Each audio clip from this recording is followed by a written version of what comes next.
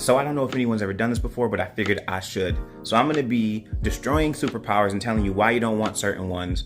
And today we're starting with the number one overhyped superpower, and that is immortality. Now please, let me explain. Now, for my anime fans, my comic book fans, scientists, whoever, we understand that immortality is not the same thing as invincibility. Those are two separate things. So just because you can live forever does not mean that you are invincible, right? That does not equal the same thing. So that means that if you are in a fight with Goku or Superman or Thor or somebody like that, and all you can do is just stay alive, that is not a life you want to be living. So you rock with your immortality, right? And you try a move like this. You're gonna spend the rest of eternity looking like this man right here. Now, I've honestly tried to think of the benefits of being immortal, and the only thing I can think of is just that you live forever. But that's like, so?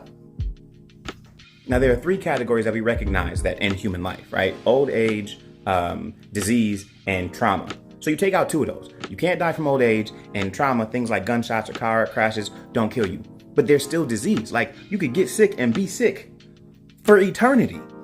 And none of that even touches on, like, everyone around you always dying, right? Always being alone and always being bored. Like, time is one of those things that pushes us to do stuff. Everybody talks about how I work better under pressure. You never have that pressure. Like, you will always have time to do something because you'll always be around. So you'll probably be super lazy. So I need y'all to remind me, why is this one? Why is immortality that one that we always talk about, or that people always like, the villains always, I just don't get it. So someone please explain it to me. Help me understand.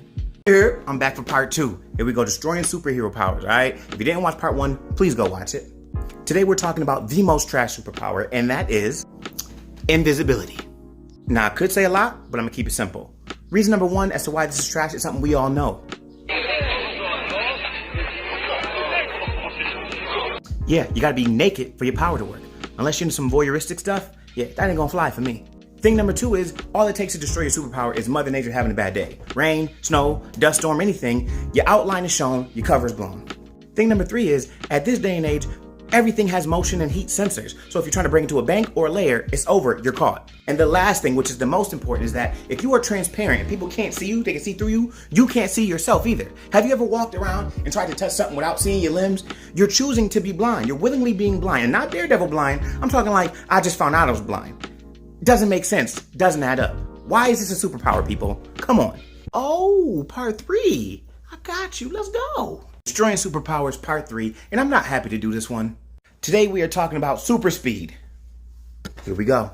Now, there are a bunch of reasons why you wouldn't want this superpower, but I'm only gonna give you a couple because deep down inside, I love super speed. All right, boom. Like other superpowers, you cannot have super speed be the only power. You got to compound it with something like super perception. Otherwise, you're stopping every couple of seconds to see where you are because your brain can't comprehend where you're going. Thing number 2, if you do have super perception, that brings in a whole nother list of problems. You know what? I'm gonna let a speedster explain it to you themselves.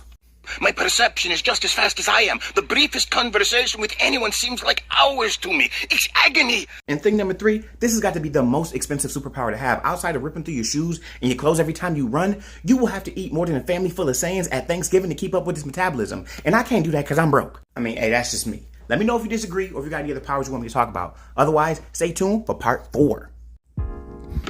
Oh, okay. Let's do this. So I guess I got to do a part 4 on superpowers you do not want. Quick side note, I just want to say I really appreciate all the love on the last one, and I will get around to ruining those superpowers in some other videos. But here we go. So today we are talking about why you do not want the superpower of flight.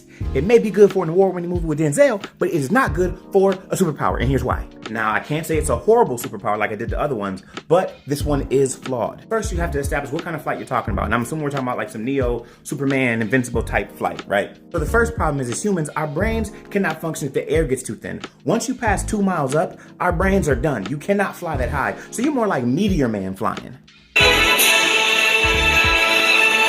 let's say you do make it up higher than 2 miles, right? And let's say for some weird reason, you have a map built into your brain so you have some idea where you're going. You still have the problem of freezing from the wind chill up there. Unless you have some special gear or equipment on, you will freeze to death up there. Even get me started on the logistics on how you will be able to fly without getting shot down by the government because they don't know what the freak you are, but that's beside the point. The other problem that no one ever seems to talk about is just because you have the ability of flight does not mean you have the ability for super speed. So that means that you're probably flying at the speed that you run. What? Why would anybody want that? You flying low and slow? You might as well take the bus, take a parachute, something. That would be better than flight without other powers helping it. I don't know. Like I said, if y'all got other powers y'all want me to talk about, let me know. I'm gonna do part 5 soon. We out here, y'all. You don't want flight. You don't want it. Now we getting somewhere. Okay. Welcome back, y'all. I think this is part 5 now. My man Darius here says that one superpower without any drawbacks is invulnerability. And although I respect Darius, that's my man, I gotta disagree. But hear me out. So when we say invulnerability, what exactly are we talking about? The quality of being impossible to damage or hurt in any way. So in superpower terms, that means you can't feel pain. Now here's where we get into it. If you can't feel the amount of pressure exerted from a bullet hitting you, how could you feel the amount of pressure from a high five or a slap in the face, or for that matter, a touch of the face? You see where I'm going? You see where I'm going? Listen to this scene from God of War to help me further what I'm saying. You had no right, Rich. I can't taste it. I can't smell it. I can't even feel the temperature of this room. Now later in that scene, he talks about like the touch of a woman, how he can't feel it. It doesn't mean anything to him. And so again, if your nerve endings aren't clicking from these massive amounts of pressure like bullets or bombs, I doubt they're gonna click for these tiny amounts of pressure like touch, feeling, and getting freaky with it. You know what I mean? You tell me if this is a drawback. No, you won't feel a kick in the nuts, but you also won't feel a lick in the, come on, y'all, I'm preaching right now. I'm preaching to y'all, come on, you feel me? So it seems like a lot of y'all had something to say on my Destroying Superheroes 4.5 video. A lot of like the definition is different, or I changed it. A lot of y'all said something about the fine touch receptors are different than the pain receptors. Okay, well, to all of you people, all I have to say is, Oh, I didn't know all that, so I'm sorry. dang, y'all, I called it 4.5 for a reason. I was mainly going off the top, just thinking of things that I knew. I didn't do the research I normally do, is what I'm saying. It was interesting to me, so I thought I would address it in that way. But y'all really had me feeling like,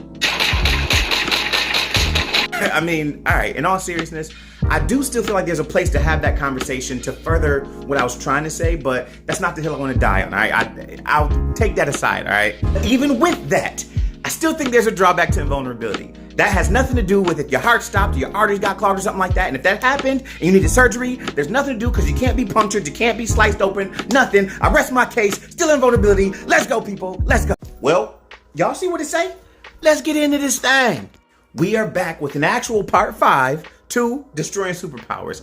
And it looks like today on the chopping block, we got teleportation. Let's get it. So I'm gonna break it down like this. Either you have the dimension leaving teleportation like Nightcrawler, or you have the like jump from place to place teleportation like Jumper or number 5. Although number 5 also time travel, so I don't know.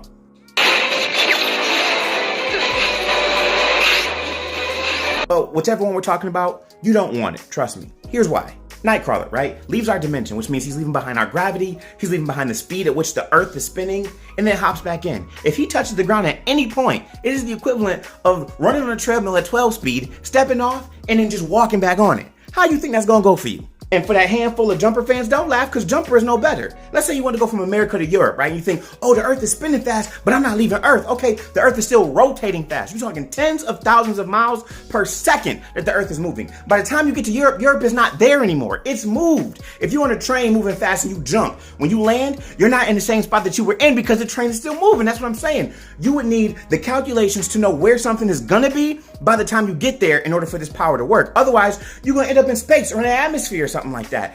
It's too much. Y'all don't want this part. Y'all keep trying me, and I keep telling y'all, man, y'all don't want this. Give me something else. Give me a challenge. Let's go for it. I'm ready for part 6.